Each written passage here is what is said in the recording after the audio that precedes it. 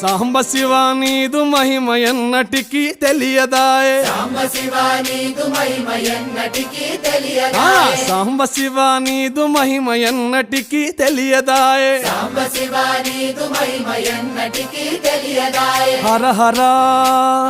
Shiva Shiva Hara Hara Shiva Shiva